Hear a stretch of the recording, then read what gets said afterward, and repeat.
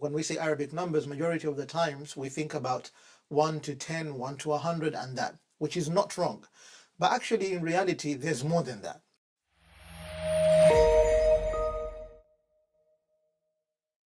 بسم الله الرحمن الرحيم الحمد لله رب العالمين وصلى الله وسلم وبارك على خاتم الأنبياء والمرسلين وعلى آله وصحبه والتابعين ومن تبعهم بإحسان إلى يوم الدين أما بعد.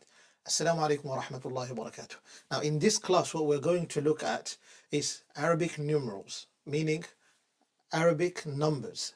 And for us, our understanding, when we say Arabic numbers, majority of the times we think about 1 to 10, 1 to 100 and that, which is not wrong. But actually, in reality, there's more than that.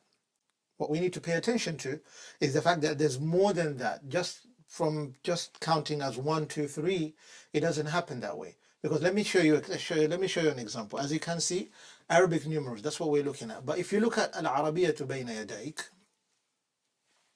al-arabiyyatu bayna, look at this. Read with me.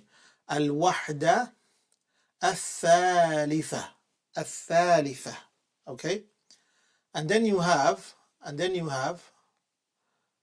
somewhat al-hiwaru al-awwal. Let me just take this watch off. Al-hiwaru al-awwal, the first conversation. Undur wastami' wa'a'id. Now that's one. Okay? And ad-darsu al-thalitha ashar. Ad-darsu al-thalitha ashar. That's how you read it. Okay. In this hiwar over here, which is the conversation, you notice that there's the number 5, khamsa, and the number tis'a. Okay, and the number tis'a. These numbers exist everywhere. وَلَوْ نَظَرْتَ إِلَى الْقُرْآنِ, and if you look at the Quran, you'll notice something amazing. Look carefully, look. In Surah Al-Kahf, verse number 22, Allah says, سَيَقُولُونَ, and they will say, سَيَقُولُونَ ثَلَاثَةٌ, they were 3, رَابِعُهُمْ, and their fourth, not 4, their fourth, كَلْبُهُمْ, their dog. وَيَقُولُونَ, and they say, خَمْسَةٌ, actually they were 5, سَادِسُهُمْ, and their sixth, كَلْبُهُمْ, their dog, رَجْمًا بِالْغَيْبِ. They're just throwing around statements, they don't even know the reality. A rajm is when you just throw out a statement, for example. And the word rajm also is used for example, if there is a jinayah, so basically a penalty that needs to be paid from a crime that has been committed, and then now a rajma has to take place, which is throwing stones on someone. وَيَقُولُونَ سَبَعَةٌ, and they will say, and they're saying, they were 7, وَثَامِنُهُمْ, and their 8th, not 8, their 8th, كَلْبُهُمْ, it was their dog. قُلْ رَبِّي أَعْلَمُ بِعِدَّتِهِمْ مَا يَعْلَمُهُمْ إِلَّا قَلِيلٌ. Say, my master is more knowledgeable in their numbers, with their numbers of how many were they. مَا يَعْلَمُهُمْ إِلَّا قَلِيلٌ. Not many of them do have any knowledge of that. فَلَا تُمَارِ فِيهِمْ إِلَّا مِرَاءً ظَاهِرًا وَلَا تَسْتَفْتِ فِيهِمْ مِنْهُمْ أَحَدًا. Now, to bring to your attention, what you need to realize is that when we look at numbers, we're not going to look at numbers in the conventional manner, in terms of wahid, ithnain, thalatha. Of course, we're going to look at that. It's very, very important. That's where it all begins. It's the introduction to numbers. But as a student who wants to study Arabic really, and also become a student of knowledge and build yourself, build your way up to the Arabic ladder, inshallah ta'ala, may Allah grant us knowledge which is beneficial, knowledge that serves ourselves, serves our family, serves our community, serves our ummah at large, inshallah. Ameen ya Rabbil Alameen. You notice, if you look carefully, you need more than that. It doesn't stop there. So every time when you read, for example, in al-arabiyyatu bayna yadayk, as the most simplest of example, or you read in the Quran, so you notice that these numbers are there, and they're not just 1, 2, 3, and 4. Actually, it's beyond that. But what we're going to do is just introduce the numbers from 1 to 10 by looking at both types, inshallah ta'ala. And in those types, there's also some branches of that. And you will see bi'idhnillah al-kareem. So look at the whiteboard, bi'idhnillah, not even the whiteboard, this PowerPoint. Arabic numerals, al-arqam al-arabiyyah, Arabic numbers. Okay, so what do we have? Wahid, this is how you write it. in Arabic. You write it as wahid. I want you to read this. If you can read, فأهلا وسهلا. If you can read, فأهلا وسهلا. Simple as that. إثنان. We say اثنين, but اثنان is two. Okay? Two. ثلاثة. That's how you see three when it's written. And that's how you see two when it's written. That's how you see one when it's written, inshallah. أربعة. Four. خمسة. Five. Understood? That's very simple. I want you to memorize these numbers, how they look. And also I want you to memorize the names. If you see the number and then you can recognize it, you have to see it in Arabic. Understood? So for example, if I write over here, أي رقم هذا? What raqam is this? What number is this? You have to tell me this is number what? أربعة. أربعة. If you see, for example, it is written as خمسة, خمسة like this. How do you write the actual number itself? How do you write it? You write it like this. Understood? Without leaving a gap anyways. Forgive my handwriting. The other one is by computer. خمسة. Alright, that's how you write it. If you have to write the number one, مثلا, if I tell you one, give me the Arabic version of it, written in Arabic, and at the same time the number itself, how it looks like, because this is what you're going to find every single time when you read the Quran. كلما قرأت القرآن, every time you read Quran, هذا ما تجده. This is exactly what you're going to find. شوف. ما تجده في القرآن دائما هذا. الرقم نفسه, you find the number itself, 22. Okay, 22 or 22. 22. That's what you will say. And at the same time, you will find that Allah, He sometimes uses ثلاثة, the written number. The written number.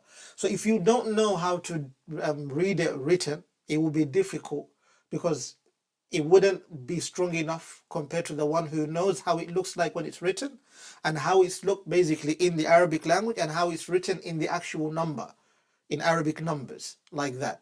As you can see, we have the al-arqam al-yunaniya, we have those italic numbers, we have English numbers, all of those. But you notice Arabic has its own way of writing writing numbers. Inshallah, okay? فهذه خمسة. This is number 5. What about the rest? ستة. ستة is the opposite of 2 that you can see over here. However, look at how it looks at the very top and at the very bottom, and look at the difference of ستة, how it is at the very top. It looks like a 7 in English. Understood? It looks like a 7 in English, but it's not a 7. ستة means 6. سبعة looks like a V, but it's not an actual V. Look carefully. سبعة means 7. ثمانية means 8. تسعة means 9. عشرة means 10.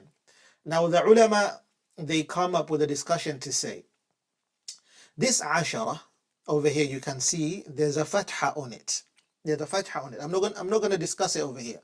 In some cases, you'll find that عشرة is written actually, not just عشرة, عشرة, عشرة, عشرة. Okay, عشرة, like that. Okay, like that. But the issue over here, simply to explain, is because when is it used for masculine words and when is it used for feminine words? Now this is going to be a bit technical, but I don't want to delve into it. I'm just mentioning it to you so you have just a rough idea.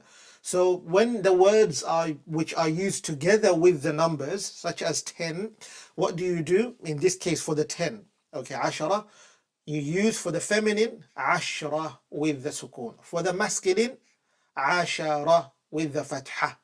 So when you find that إحدى عشر كوكبا مثلا in the Quran, and then sometimes you find that it's عشرة, okay, it's not عشرة, then it becomes a question. You're wondering, why is it عشرة over here and over here it's not عشرة, it's actually عشرة. Why so? So it's a matter of, basically it's a little bit advanced, not that advanced as you expect, but you don't want to delve into that now until you understand exactly how to use masculine and feminine words correctly and where to apply them, so that you know the single form of them, the plural form of them, and also at the same time you know how to use, how are they when they're in the dual form, and how to apply them, inshallah ta'ala. So this is for the 10. Now, reaching up to here, as we've covered up to number 10, it is simple as you can see it. أليس كذلك? So if you're asked, How do you say one in Arabic? تقول واحد. كيف يكتب واحد? How is one written? You say one, the way it was written. مثلا, I want you to write it in Arabic words themselves. How do you write it? Waw, fatha with alif, and then ha with a kasra and dal, where you don't have to add anything. There's a reason for that. Majority of the times when you see that on the board, look at this, you see there's nothing written there. In this case, what you do is you have to understand there's a purpose. There's something called inflections in Arabic, which we call i'rab. Now, i'rabul kalima, providing inflection for words, they are normally at the very end. And this is in grammar, not morphology. في النحو. For the ones who say that studying grammar is unnecessary, that is false. For those who say that you should study only grammar, that is false. For those who strike a balance in between now, between al-kalimat al-arabiyya, which brings you to ilm al-insha, and then you study with grammar, you study grammar with it, and then you combine it with morphology, that is the actual balance required in order for one to be good in at least Arabic, to initiate the understanding of Arabic and how it is formed and how you can literally write on your own, inshallah. Then from there, you can advance more and go into Arabic rhetorics, you can go into Arabic literature, and foremost, and forth, so forth, and so forth, yes. Aywa. Now, this is one of it. And we said, if you look at the Quran clearly, Allah says, let me wipe this off for you. Aywa. Shuf. I'm going to use the same verse. وَيَقُولُونَ سَبَعَةٌ. Sab'ah, 7. Okay? It's over here. Now we know this. Now, ثامن. We said there what? What did we say over here? Shuf. ثمانية. We said ثمانية. ثمانية. I want us to go to another surah, which is Surah Al-Haqqah, and in that surah you will see also numbers being used. Look. Assalamu alaikum wa rahmatullahi wa barakatuhu. Sorry to interrupt your class. However, to bring to your attention, we have an Arabic bootcamp launched already. For further details, you can look at the description below.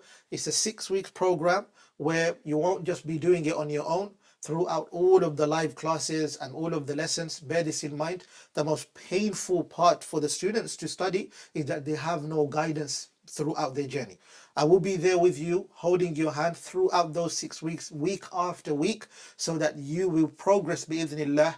And we're trying our best to see how students will come from not just reading Arabic, but coming all the way to the level where now they can start forming their own sentences, even if it's just 3 words of a sentence, bi'idhnillah al-kareem. For further details, if you want to join, you can join today. Remember, the deadline will be on the 15th of December, inshaAllah ta'ala, and we will be highly honored to have you on board بإذن الله الكريم. شوف في الصور فإذا نفخ في الصور, and when it is blown in the trumpet, نفخة واحدة, one blow, one blow. But look, in this case we have واحدة. Why is the ata at the end?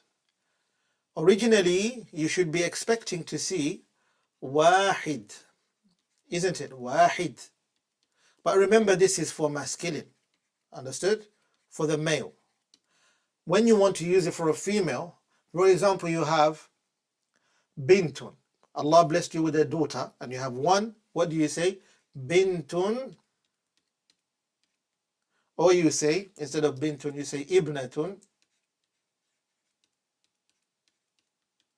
Ibnatun wahidah. Wahidah. Shuft? Because you're using it for the female. Bear that in mind. Ibnatun wahida. One what? One bint. One daughter. That's what you have. Imagine. In that case. That's an example which I can quickly think of. Ibnatun wahida. Mathalan, you have another word, mistara. Mistara. Don't mind my handwriting. Mistaratun wahida. Mistaratun wahida. Wahida. One ruler. One ruler. You have it like this. Let me try and write it better actually, so that it can be well understood. Mistaratun wahida. Right? As you can see. So for female it's like that. Now we're going back to the Quran again. نفخة واحدة وحملت الأرض والجبال, and the earth was lifted, carried, and the mountains فدكتا crushed دكة واحدة in one go. فيومئذ وقعت الواقعة. Okay, and Allah carries on والملك على أرجائها ويحمل عرش ربك, and those who carry, they carry arsh, the throne of your master, فوقهم, on top of them, يومئذ, on that day, ثمانية, eight angels. Bear that in mind. 8 angels carry the throne of Allah. You can see the word ثمانية is used in the Quran, and واحدة is used in the Quran. You saw ثلاثة used in the Quran, رابع, أربعة used in the Quran. Now that's one type of Arabic numerals that you look into, Arabic numbers. Understood? What's the other type that we need to look into, inshallah ta'ala? أيوة. شوف. First, مثلا. When you say first of all, for example, and then you have second, third, fourth, fifth, sixth, seventh, eighth, ninth, and 10th. Does that make sense? It's as simple as that. Now, what I want you to pay attention to is the fact that some things change. So let's read them first and then come to the changes, inshallah. Al-awwal, al-awwal, okay? Al-awwal means first. Al-thani means second. Al-thalith means third. Al-rabi' means fourth. Al-khamis means fifth. Al-sadis means sixth.